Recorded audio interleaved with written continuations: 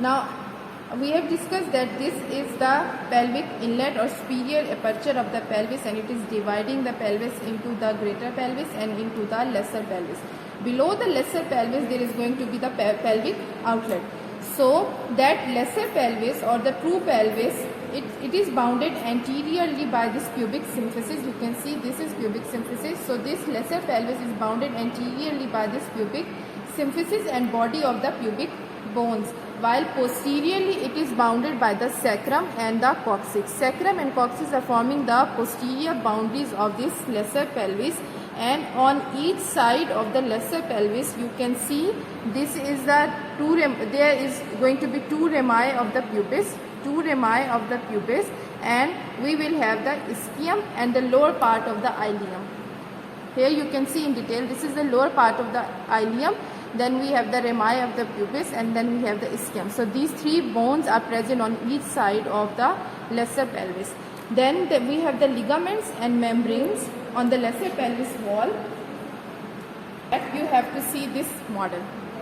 In this model you can see here it is forming the lesser pelvis. So it is the anterior side where pubic symphysis is formed, and this is the posterior side where the sacrum and coccyx are present. Here are going to be the two ligaments which are going to be present in the lesser pelvis. One is known as the sacrotuberous ligament and other is the sacrospinous ligament.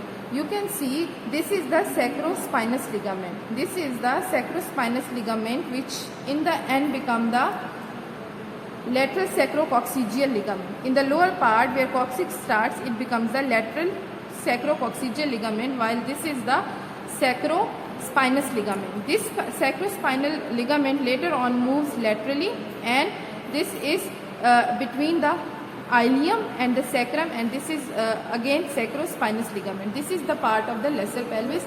Then we have the second ligament which is part of lesser pelvis, that is this one, which is known as the sacrotuberous ligament. This elongated is the sacrotuberous ligament, which is present between the sacrum and this iliac crust of the ileum, right?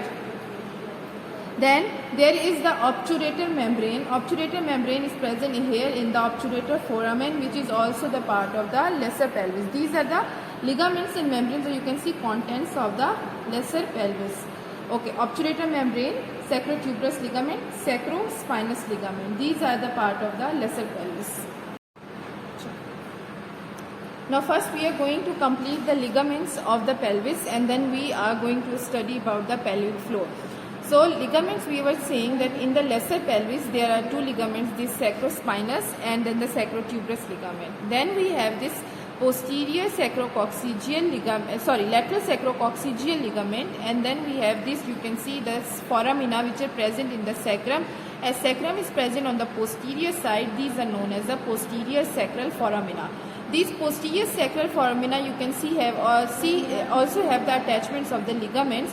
These are the posterior sacral ligaments. So posterior sacral foramina have the posterior sacral ligaments. Then we have this iliolumbar ligament, which is present in the between the fifth lumbar vertebra and ileum, and that's why it is known as the iliolumbar ligament. This was I was talking about. This is the lumbar vertebra. Then we have the where the fifth lumbar vertebra lies, that is known as the sacral promontory. That's it for the ligaments. Then you can see from the obturator membrane, this muscle is coming out. This muscle is known as the piriformis muscle.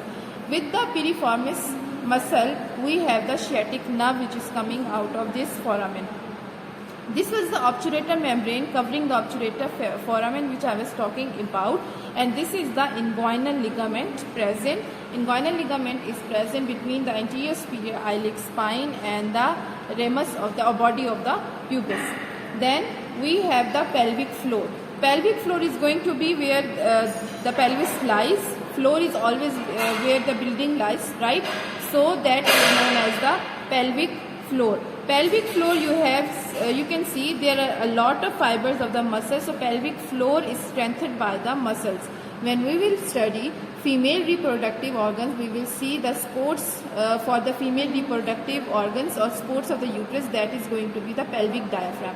So this pelvic floor is mainly formed by the pelvic diaphragm in the females, and then you can see this is the obturator internus muscle. This is the obturator internus muscle.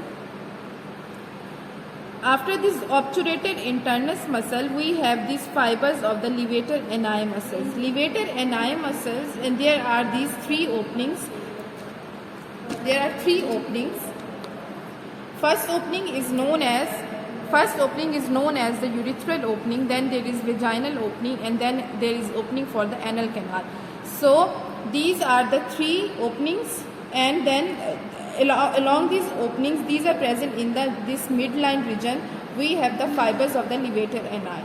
Levator ani have the three parts, which are the puborectalis fibers, pubococcygeus fibers, and then the anococcygeus fibers. These all are the fibers of the levator ani, but according to their location, they have the different parts. So this is puborectalis, then we have the pubococcygeus, and then we have the anococcygeus, and then this is the obturator internus muscle.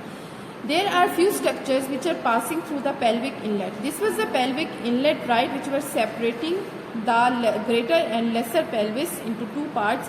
And this pelvic inlet is important because there are 16 structures that passes through this pelvic inlet, which are often asked in the UHS. These are the structures which are crossing the pelvic inlet or brim of the pelvis. You have to remember all these 16. This is your assignment. You have to send me these all structures. You have to cram them up, and you have to send me the assignment that which structures passing through the pelvic inlet. That's it for the bony pelvis. Thank you so much.